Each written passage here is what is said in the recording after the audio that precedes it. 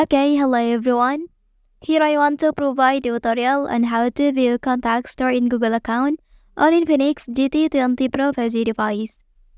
Well, viewing contact store in your Google account ensures that your contacts are backed up and can be easily restored if you lose or change your device.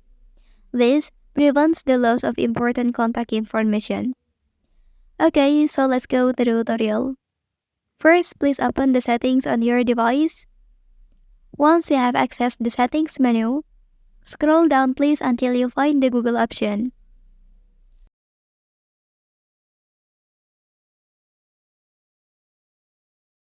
Okay, and after selecting the Google option, proceed by clicking on Manage your Google account. Okay, and in this section, please navigate to the People and Sharing menu.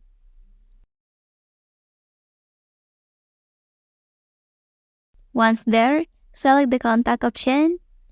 And here you will find a comprehensive list of all the contacts stored in your Google account.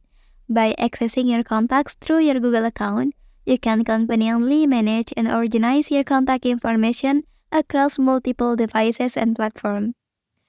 Okay, that's the tutorial on how to view contacts stored in Google account on Infinix GT20 Pro 5G device.